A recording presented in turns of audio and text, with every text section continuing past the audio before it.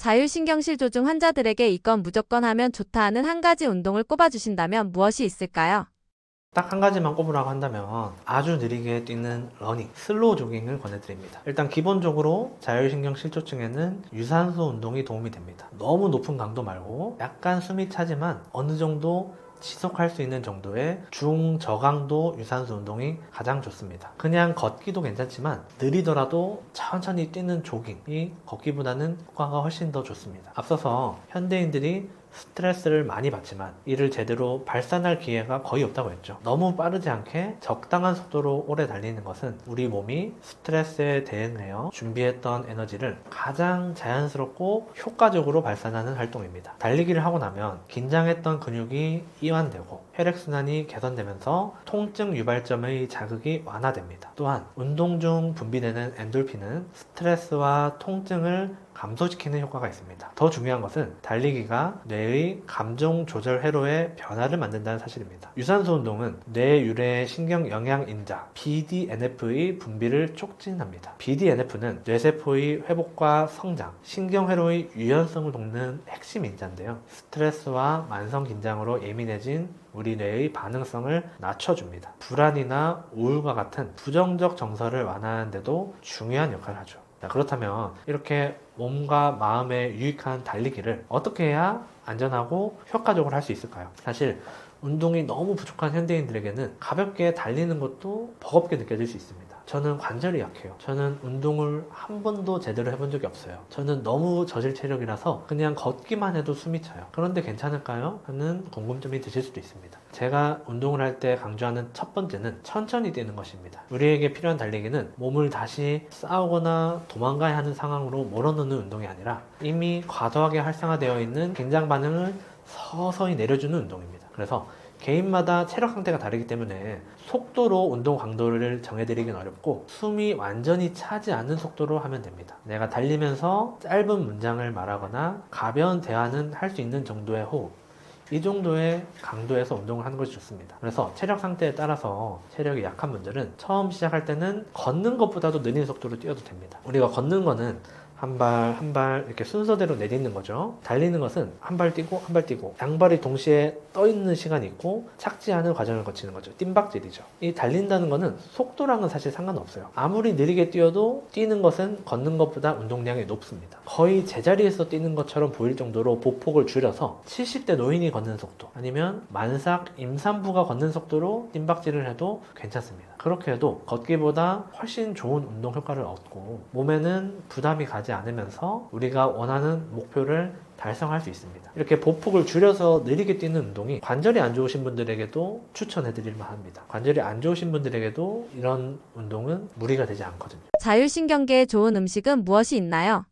자율신경계에 좋은 음식이란 특정한 하나의 음식보다는 신경계를 불안정하게 만드는 자극을 줄여주는 식사가 중요합니다. 특히 신경 써야 할 키워드가 혈당 리듬, 그 다음이 소화 안정성입니다. 우리 뇌와 자율신경계는 혈당의 변화를 단순한 에너지 문제가 아니라 생존과 관련된 신호로 받아들입니다. 혈당이 급격히 떨어지는 상황에 우리 뇌는 지금 에너지가 부족하다고 판단하고 아드레날린, 코티솔 같은 호르몬을 분비합니다. 이 자율신경계가 예민한 사람일수록 이런 혈당 변동에 훨씬 민감하게 반응합니다. 갑자기 심장이 두근거리고 손이 떨리고 아무 이유 없이 불안해지고 식은땀이 나거나 새벽에 잠에서 깨는 현상으로 나타날 수 있습니다. 실제로 배가 고플 때, 공복 상태가 지나치게 길어질 때 공황 발작이나 불안이 나타나는 분들도 계십니다. 그래서 자율신경계에 좋은 음식의 첫 번째 원칙은 이런 혈당을 천천히 올리고 천천히 떨어지게 만드는 식사입니다. 달걀, 생선, 닭고기, 두부, 콩 같은 단백질과 견과류, 올리브유 같은 양질의 지방은 우리 혈당을 안정적으로 유지해 줍니다. 여기에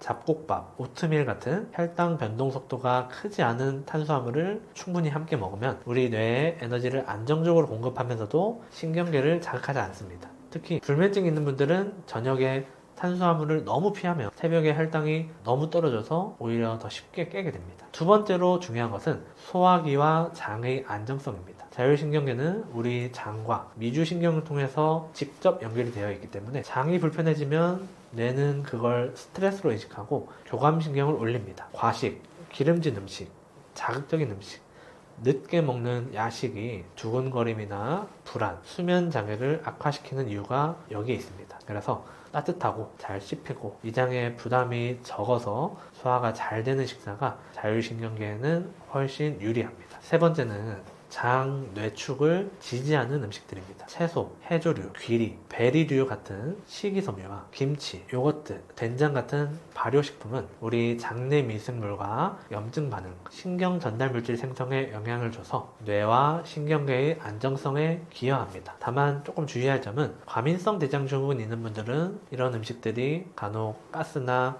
복부팽만, 통증을 만들 수 있기 때문에 장 상태를 보면서 소량부터 천천히 늘리는 게 좋습니다. 자, 네 번째는 마그네슘과 칼륨이 풍부한 음식입니다. 시금치, 아보카도, 바나나, 견과류, 콩류, 해조류 같은 음식들은 근육과 신경의 과흥분을 완화하는 쪽으로 작용해서 긴장성 통증, 두근거림, 수면 중 각성을 줄이는 데 도움이 될 수 있습니다. 반대로 자율신경계를 가장 흔들어 놓는 피해야 할 음식도 명확합니다. 카페인, 에너지 드링크, 당이 많은 간식과 음료, 밤 늦은 야식, 과도한 자율신경계의 불균형과 불안, 불면을 악화시키는 대표적인 요인입니다. 집에서 할 수 있는 간단한 운동에는 무엇이 있나요?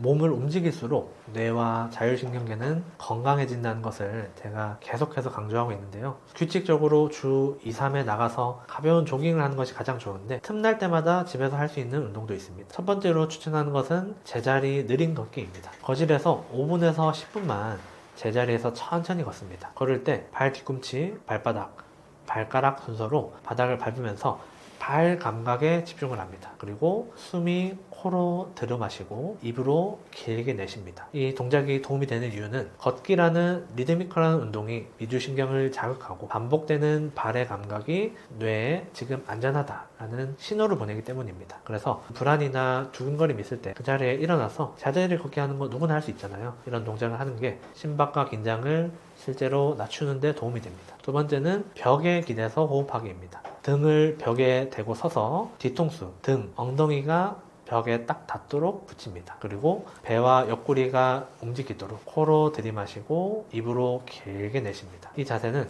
흉곽과 목, 상부 경추의 긴장을 풀어주고 미주신경을 통해 자율신경계를 빠르게 이완시키는 효과가 있습니다. 세 번째는 흉쇄유돌근 스트레칭입니다. 흉쇄유돌근은 우리 귀 뒤에서 쇄골로 이어지는 근육으로 머리로 가는 혈관, 자율신경이 지나는 길목에 해당하는 부위입니다. 이 근육이 긴장되면 목과 머리 쪽으로 혈액순환이 안 되고 미주신경이 지나는 경로가 눌리면서 뇌는 지금 몸이 긴장 상태에 있구나 라는 신호를 받게 됩니다. 그래서 이 근육이 굳어있는 사람일수록 어지러움, 두근거림, 불안, 머리의 멍함이 함께 나타나기가 쉽습니다.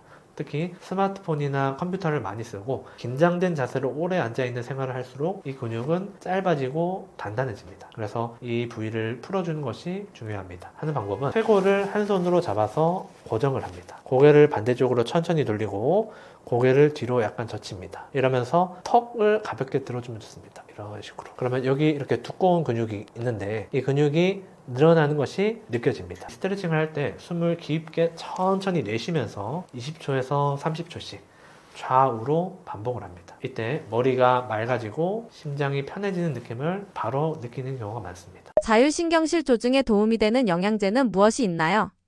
이 자율신경실조는 신경계가 과도하게 각성된 상태이기 때문에 영양제도 에너지를 강하게 올려주거나 흥분을 더하게 하는 것은 안 좋고 조율을 도와주는 것이 선택하는 기준이 되어야 합니다. 첫 번째로 권해드리는 건 마그네슘입니다. 마그네슘은 신경과 근육의 과흥분을 억제하는 역할을 합니다. 스트레스를 받으면 교감신경이 올라가면서 칼슘이 신경과 근육을 흥분시키는데 마그네슘은 이 과도한 신호를 눌러주는 역할을 합니다. 그래서 두근거림, 근육 긴장, 잠들기 어려운 증상이 있는 분들에게 도움이 될 수 있습니다. 둘째는 비타민 B군입니다. 비타민 B군은 신경계의 에너지 대사와 스트레스 호르몬 조절에 필수적인 역할을 합니다. 특히 B5, B6, B12는 코티솔 조절과 신경 전달 물질 합성에 관여하기 때문에 만성피로, 예민함, 집중력 저하가 있는 자율신경실조증 환자에게 도움이 되는 경우가 많습니다. 단일 비타민보다는 복합 B군이 얇은 형태로 균형 있게 섭취하는 것이 좋습니다. 셋째는 오메가3 지방산입니다. 오메가3는 뇌 세포막을 구성하는 중요한 성분이고 신경염증을 낮추고 신경 전달의 안정성을 높이는 쪽으로 작용합니다. 실제로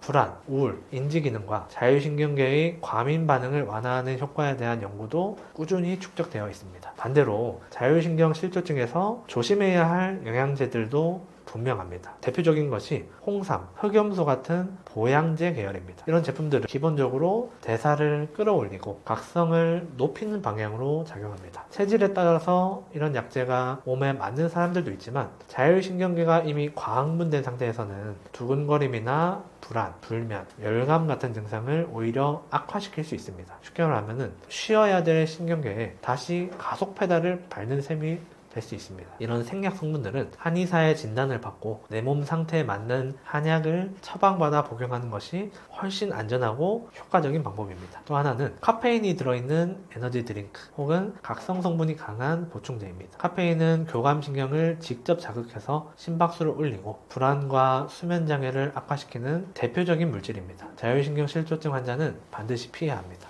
자율신경 실조증이란 정확히 무엇이고 어떤 경우에 자율신경 실조증 의심해야 하나요?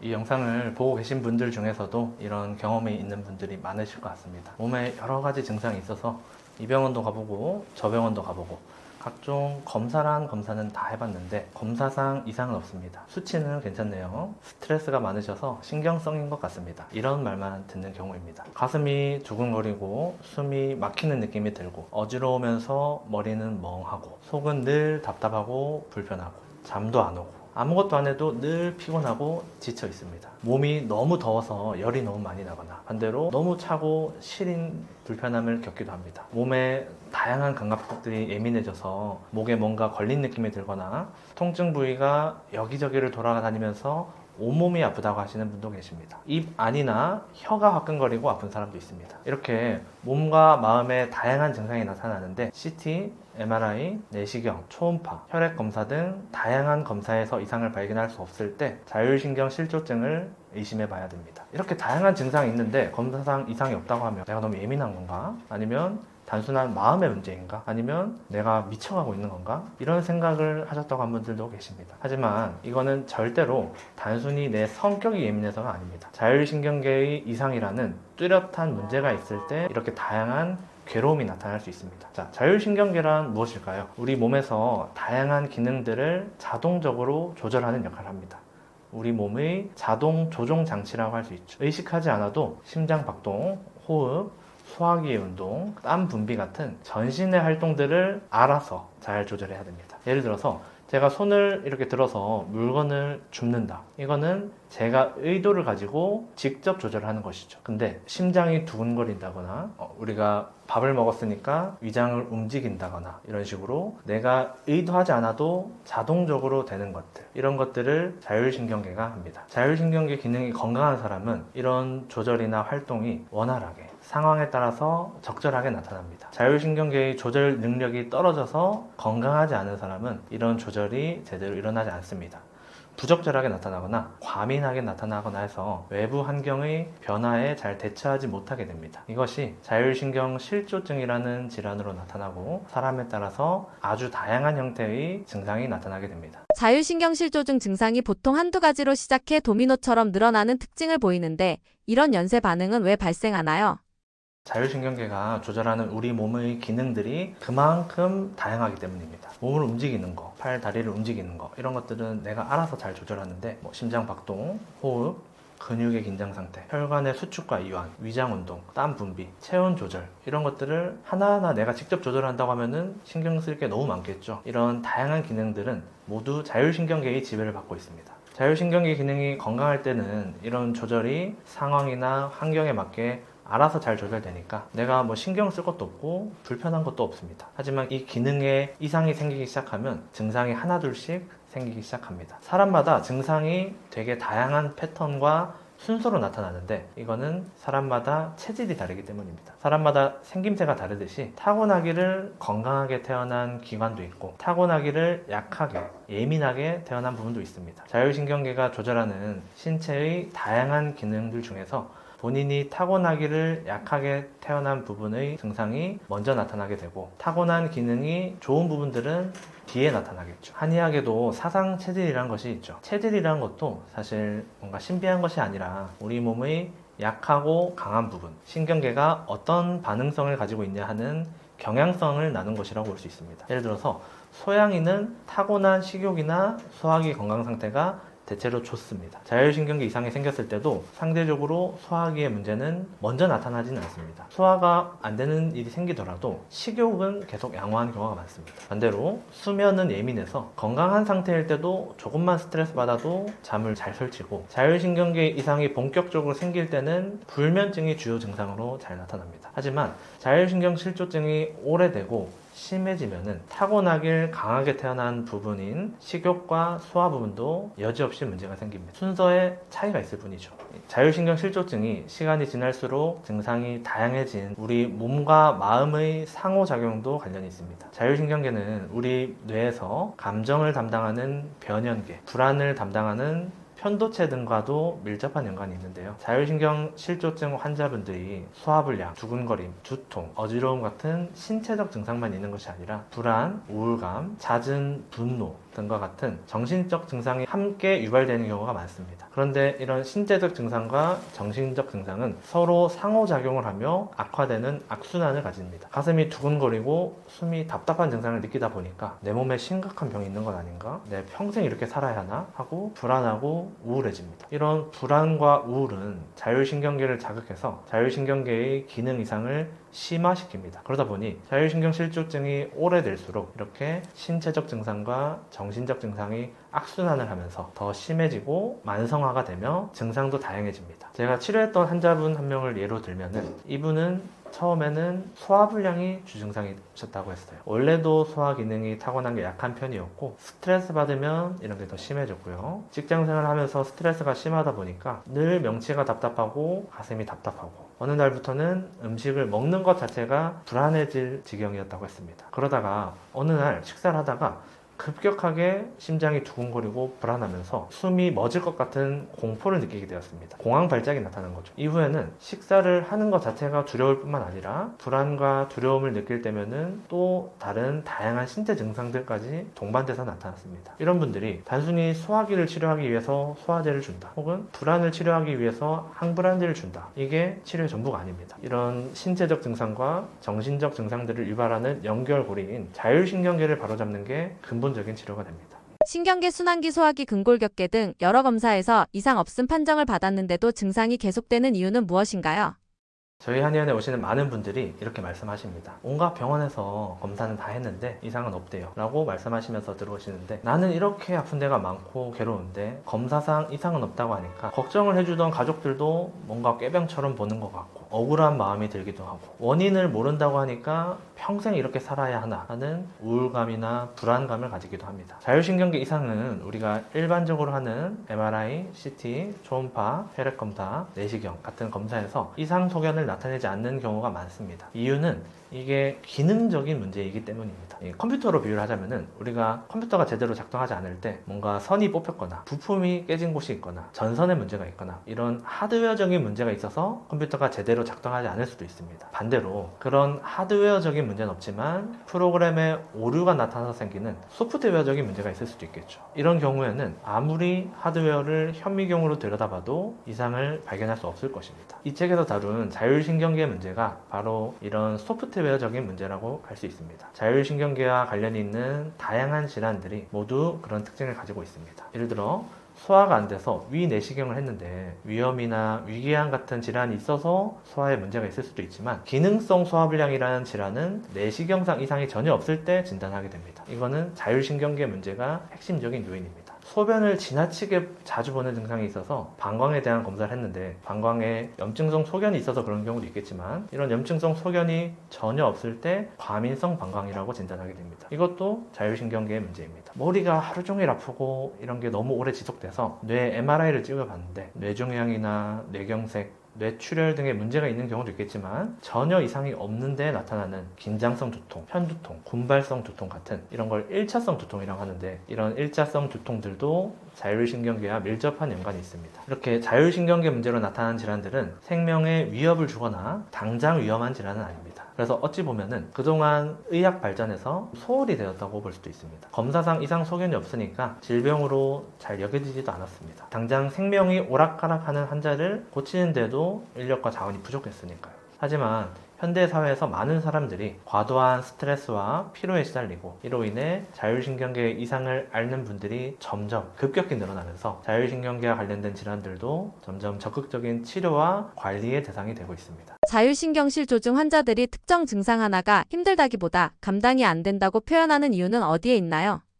자율신경실조증 환자분들이 너무 다양한 신체적, 정신적 증상이 나타나서 괴로워하시는 분들이 많습니다. 이 증상이 있다가 조금 나아지는가 싶더니 새로운 증상이 나타나고, 오늘은 또 다른 증상이 나타나고, 이러니까 감당하기가 힘든 거죠. 이거는 환자분들이 유난히 엄살이 많거나 의지력이 약해서 그런 게 사실 아닙니다. 우리 뇌와 자율신경계의 경보 시스템이 지나치게 과민해져 있기 때문입니다. 우리 뇌에는 위험을 감지하고 불안을 만들어내는 편도체라는 구조가 있습니다. 편도체는 자율신경계와 연결되어 있고, 위험하다고 판단되는 상황에 우리 몸을 비상 모드로 바꿉니다. 신체 감각은 곤두세우고, 심장은 빨리 뛰게 만들고, 정서적으로도 예민하게 만듭니다. 감각도 예민해지고, 이는 우리 몸이 위험한 상황에 빠르게 대처하고 생존 확률을 높게 만들게 하기 위한 변화라고 할 수 있습니다. 그런데 이 편도체와 자율신경계가 지나치게 과민해져 있어서 위험한 상황이 아닌데도 수시로 경보를 울리는 것이죠. 이렇게 경보가 계속 울리고 있는 상태에서는 몸의 모든 감각이 증폭됩니다. 평소라면 그냥 스쳐 지나갈 심장 박동이나 위장에 약간 가스가 차거나 숨 쉬는 게 조금 답답하거나 어지러움 같은 감각들이 모두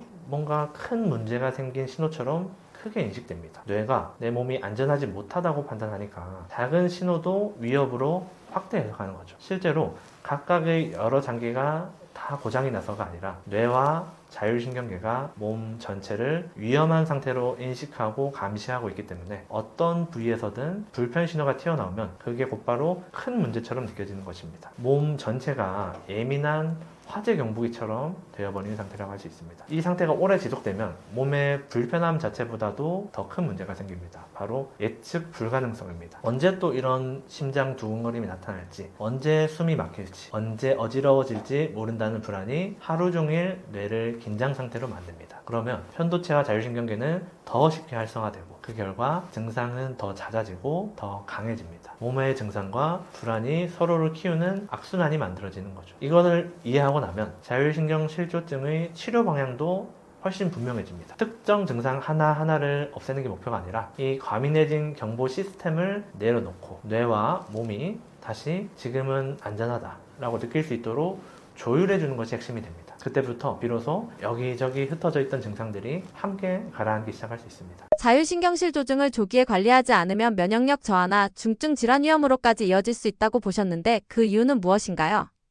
앞서서 자율신경계는 우리 몸의 기능적 이상이므로 당장 위험하거나 생명에 지장을 주는 질환은 아니라고 말씀드렸습니다. 하지만 자율신경계의 이상이 만성화가 되면 우리 몸의 면역계, 내분비계, 소화기계 등 전신에 지속적인 부담을 줍니다. 이는 장기적인 관점에서 보면은 치명적인 질환으로 이어질 수 있습니다. 실제로 자율신경계 건강 상태를 나타내는 검사 중에 심박변이도 검사, HRV 검사라고 하는 게 있는데요. 저희 한의원에서도 많이 시행하는 검사인데, 이 HRV 수치를 이용해 추적한 대규모 연구에서 자율신경계의 기능이 떨어진 사람들은 실제 다양한 질환들의 발생률도 높고, 이런 질환들이 발생했을 때 생존율 자체가 낮아진다. 이것이 반복해서 확인되고 있습니다. 자율신경계 기능을 평가하는 검사인데, 이게 자율신경계의 건강만 나타내는 게 아니라 심혈관 질환으로 인한 사망 위험을 예측한다는 결과가 나오기도 했습니다. 심근경색을 겪은 환자들을 대상으로 대규모 추적 검사를 했더니 자율신경계 기능이 정상 이하로 떨어진 환자들은 심근경색 발생 시의 사망 위험이 정상군보다 2.8배가 높았습니다. 이 결과가 중요한 이유는 자율신경계 기능의 이상이 우리 몸의 실제 장기들과 면역계, 염증 조절, 내분비계, 스트레스 회복 능력에 모두 영향을 미친다는 것을 보여주기 때문입니다. 자율신경계 기능이 떨어진다는 건 밤과 낮의 리듬이 무너지고 부교감 신경을 통한 회복 모드가 제대로 작동하지 않으며 몸이 하루 종일 비상 상태에 묶여 있다는 의미에 가깝습니다. 이 상태가 지속되면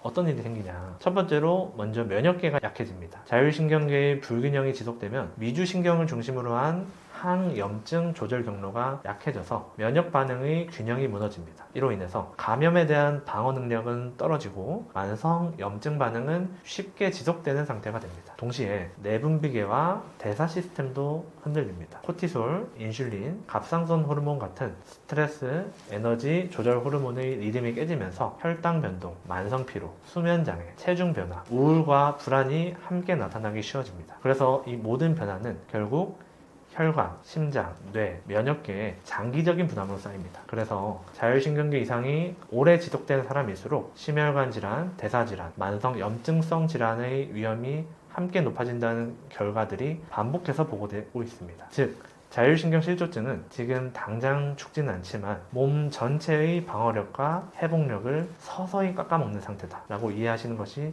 정확합니다. 그래서 이제 조기 관리가 중요하죠. 자율신경계가 아직 회복이 쉬운 단계에서 개입하면은 면역이나 수면이나 에너지 대사나 스트레스 회복 능력이 함께 정상화될 수 있지만 이 신호를 오래 무시하여 이런 이상 상태가 장기화될수록 몸은 점점 회복이 어려워지기 때문입니다. 개인이 검진해 볼 수 있는 방법에는 무엇이 있나요? 자율신경계 이상을 진단하려면 먼저 우리 몸에 기질적인 질환이 없는지를 판별하는 과정이 먼저 필요합니다. 예를 들어서 심장이 급격하게 빠르게 뛰고 멎을 것 같은 증상이 나타났다면 자율신경계의 문제로 나타나는 증상일 수도 있지만 실제 심장 질환이 있을 수도 있습니다. 그래서 우선 심장내과에서 심전도, 심장 초음파, 24시간, 48시간 홀터 검사 같은 것들을 시행을 하게 되겠죠. 그런데 그런 검사에서 심장 자체의 문제가 나타나지 않았다. 그러면 심장이라는 하드웨어 문제가 없는 것을 확인했으니까 심장 기능을 조절하는 소프트웨어 문제인 자율신경계 문제일 수 있겠다라고 생각을 하겠죠. 소화가 만약에 너무 안 되면 위장 내시경을 먼저 거치고 이런 식으로 현재 나타나고 있는 증상과 관련된 장기 자체의 질환이 있는가에 대해서 먼저 검사가 되어야 합니다. 그 다음으로 현재 나타나고 있는 다양한 전신 상태에 대해서도 꼼꼼하게 관찰을 해야 됩니다. 예를 들어서 지속적인 두근거림이 제일 불편해서 왔는데 어지러움이나 소화불량, 지속적인 근육통 같은 증상들을 부수적으로 같이 가지고 있다면 이렇게 다양한 증상이 있는 경우에는 자율신경계 문제로 인한 것일 가능성이 좀 더 높아지겠죠. 그래서 단순히 주요 증상만 보는 게 아니라 전신적으로 동반되는 다양한 증상들을 꼼꼼히 관찰하고 평가해야 됩니다. 그 다음으로 이제 자율신경계 자체에 대한 검사를 하게 됩니다. 자율신경계 기능을 평가하는 검사는 여러 가지가 있는데 그 중에서 HRV라는 검사를 하게 됩니다. 이 검사가 자율신경계 기능을 수치로 정량적으로 평가할 수 있어서 최근에 많이 쓰이는데요. 대부분의 한의원에서도 시행하고 있고 건강보험 적용도 됩니다. 우리가 심장 맥박이 뛸 때 일정하게 뛰는 것 같지만 실제로는 느려졌다가 빨라졌다가는 미세한 변화가 있습니다. 이를 심박 변이도라고 하는데 이 심박 변이도는 자율신경계의 작용에 의해서 변화가 나타납니다. 이 심박 변이도가 크게 나타날수록 자율신경계가 건강한 것이고 심박 변이도가 적게 나타날수록 자율신경계의 제대로 된 작동이 일어나지 않는 것이다 라고 볼 수 있습니다. HRV 검사는 컴퓨터가 심장 박동을 분석해서 우리 자율신경계의 전반적인 활성도, 자율신경계를 구성하는 교감신경과 부교감신경의 균형 상태 및 각각의 활성도를 평가하게 됩니다. 만약 현재 나타나고 있는 다양한 질환에 대한 검사는 이미 끝났고 본인이 자율신경 실조증이 맞는지 의심이 되신다면 저희 홈페이지에 자가진단 체크리스트를 올려놨는데 한번 해보셔도 좋을 것 같습니다. 나름대로 많은 내용을 준비해서 전달해드리려고 했는데 도움이 됐을지 모르겠습니다. 이 영상을 보고 계신 분들은 대부분 몸과 마음의 괴로움으로 힘든 시간을 보내신 분들이 많을 것 같습니다. 자율신경계 이상이라고 하는 게 증상도 굉장히 다양하고 원인을 파악하기까지도 많은 시간을 소요하고 그래서 답답한 마음을 가지고 계신 분들이 많을 것 같아요. 근데 제가 이런 분들에게 꼭 강조하고 싶은 거는 현재 겪고 있는 고통은 절대 원인이 없거나 실체가 불분명한 게 아니다. 자율신경계라는 명확한 시스템이 이상을 보여서 나타나는 증상이고 명확한 원인이 있기 때문에 개선도 충분히 가능하다. 이 점을 기억하셨으면 좋겠습니다. 그리고 환자분들이 항상 하는 말이 너무 괴롭고 왜 나한테만 이런 증상이 생겼는지 모르겠어요. 이런 말씀 많이 하시는데 이런 불편함을 겪고 계시기 때문에 어떻게 보면은 제가 지금 말씀드린 것과 같이 수면이나 식사나 스트레스를 관리하는 방법이나 이런 것들을 하나하나 돌아보실 수 있는 기회라고 생각을 해요. 자율신경계가 우리 몸에서 일종의 경보장치 역할을 한다고 했는데 지금 내 몸이 이렇게 괴롭다고 외치는 것은 그동안 내 몸을 너무 안 돌봐왔다. 내가 내 스스로를 너무 돌보지 않아서 내 몸이 SOS 신호를 보낸다고 생각하면 좋을 것 같아요. 그래서 이번 기회에 이렇게 스스로를 돌보고 이런 생활 습관 하나하나를 점검한다면은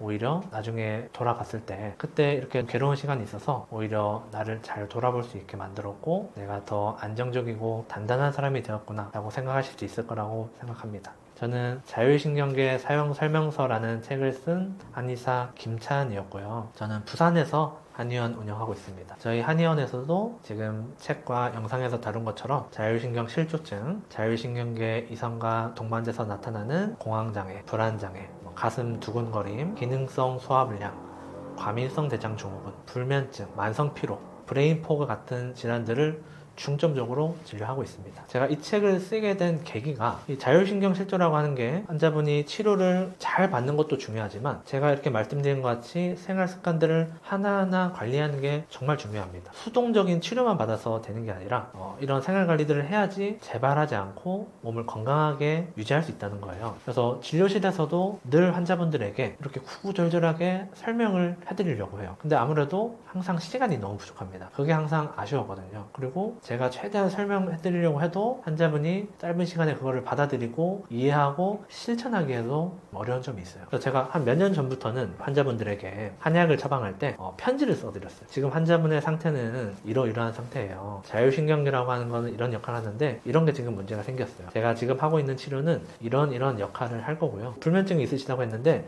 이런 거 한번 생활 관리 해보세요. 숨 쉬는 게 답답하다고 하셨는데 이렇게 심호흡하는 연습도 한번 해보세요. 이런 식으로 편지를 써드렸어요. 이게 이제 몇 년 동안 쌓이다 보니까 제가 세보니까 거의 한 5,000통 이상의 편지가 쌓여 있더라고요. 이 과정이 저한테도 나름 좀 중요한 자산이 되었습니다. 환자분들께 이렇게 나눌 수 있는 정보가 쌓였다는 거고 사실 이전에는 환자를 어떻게 치료할까에 대한 고민은 많이 했지만 학교에서도 배우고 논문도 읽고 학회도 참석하고 치료하는 법에 대해서는 많이 배웠지만 어떻게 환자분들이 스스로 생활 관리를 하도록 도와줄까에 대한 고민은 부족했던 것 같아요. 그런 것들이 이 환자분들께 편지를 쓰면서 나름의 노하우가 많이 쌓였는데 이런 것들이 정리해보니까 거의 책 한 권의 분량이 되더라고요. 그래서 이거를 출간하게 된 게 이번에 나온 자율신경계 사용 설명서입니다. 그래서 이 책은 제가 환자분들에게 보내는 편지라고 할 수 있을 것 같습니다. 조금이라도 도움이 되시면 좋겠고 지금 겪고 있는 고통을 하루빨리 회복하실 수 있도록 저도 많은 도움이 되도록 노력하겠습니다. 감사합니다.